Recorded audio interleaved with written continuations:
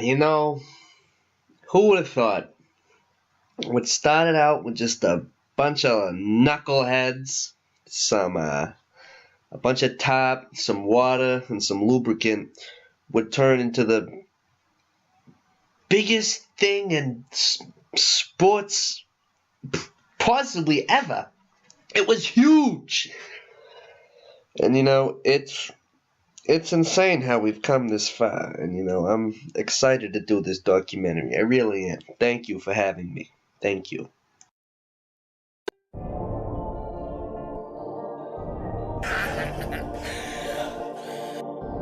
Ball out. What's up, bruh? Squad. Ball out, baby. I've been ballin' since the 6th grade. Earrings were so big, couldn't even see my damn face. Did you get the mixtape? Ballin' no NBA. I be ballin' out with that ball, but with that damn skate. In the kitchen cooking cake, but it's not my birthday. I never seen your bitch buy back a fucker on the first day. Damn it fast out when I put up on 28. Go everything. Oh yeah, Bobby Ass Cheeks. This guy knew how to slip, and he knew how to slide. Let me tell you, I've never seen anyone more creative in the sport than Bobby Ass Cheeks. This dude truly, and I swear to God, he truly revolutionized the sport of slip and sliding that we all love today. This guy took the bare bones vanilla slip and slide, and he really flipped it around and turned it all on its head. Completely 180. It was insanity. I couldn't believe some of the stuff this guy was doing.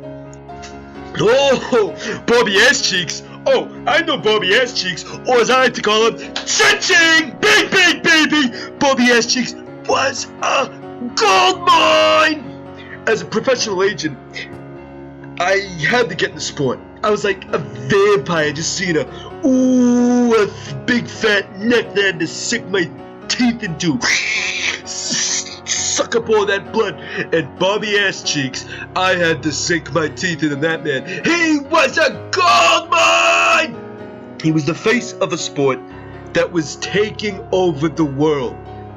I had to sign him up immediately. $5 million for 3 years. We had endorsements lined up. Gatorade! Gatorade, baby! Gatorade, baby! Bobby Ass Cheeks. Oh, the best there ever was. One of the best men I ever knew. And a damn good sail, too! Getting into it, I really never thought I would make it this big. As I feel as if they're calling me the greatest to ever do it. I'm just a guy who loved what he did. And I chased my dreams and I made it to the big leagues, Tommy Beanhead, he was a great manager, he kept me in check, kept me out of trouble. The temptations were obviously there, but I just had to focus on my craft. And I made it in the Hall of Fame, the only surviving member of the Hall of Fame. Which I couldn't be luckier. I could not be happier with my life. And I owe it all to this wonderful sport of slip and slide. We had something great going. We really did. We truly, really did. But all good things must come to an end. And I'm not just talking about that 95% of the participants in the sports ended up killing themselves doing the sport. But the big companies get involved and they just want to suck you dry. For everything you got. Just suck it right out of you. And it got out of hand. It kind of ruined the sport and it pushed guys to do it for the money instead of the love of the slip and slide. That's those corporate people that's trying to buy teams and trying to buy everything in the world. If you go into their homes, how many of their kids are watching MTV, VH1?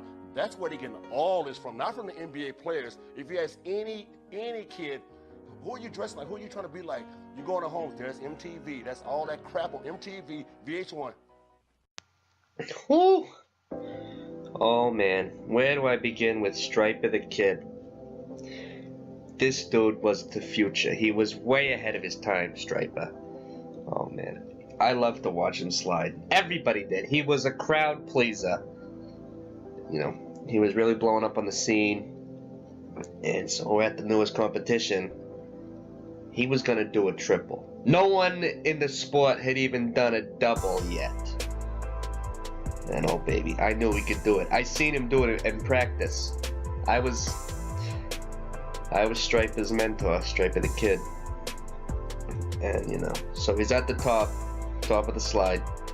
Crowd all watching him. He goes down. Oh, he was going down fast. I ain't never seen nobody go fast in my life.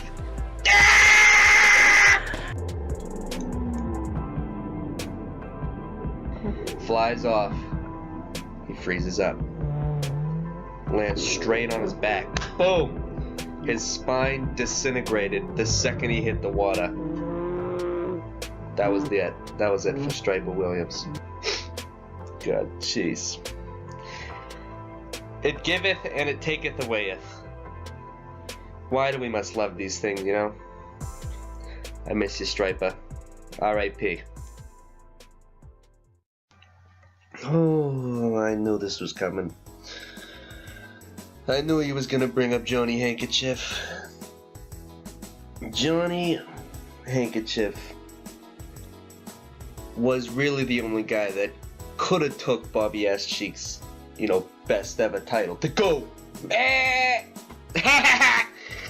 sorry, I shouldn't be laughing. Johnny Handkerchief. Disrespectful. So anyway, yes, Johnny Handkerchief, he was so skilled at what he did, and he did it, just made it look so easy. He was a real party boy, you know. Sex, drugs, and rock and roll. It's what comes with the slip and slide lifestyle. And you know, eventually that's what got him. Johnny Handkerchief, the face of the under 27 club. This dude could do it all, and he did it all with so much style and flair, but you know, he couldn't really control himself, you know, and that's how he ended up completely crushing his skull by bashing it off the side of a bridge trying to jump over the Golden Gate in San Francisco. Everyone was watching. It was tragic. Boom. R.I.P. Johnny Handkerchief. I love you, buddy. Do I regret any of this? Being kind of the catalyst of the whole thing? Being the filmer and all, completely out of harm's way, cashing in off of my friends doing these crazy stunts? No, I don't. Because I don't think, even though most of them are all dead, I don't think they would want me to regret it. And I think as friends of mine, they would want me to have all this money.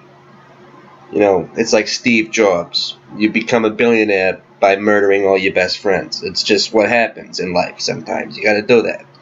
And it's worked out great for me, you know. So no, I don't regret it, and it was some of the greatest times of my life, and I would give anything to go back.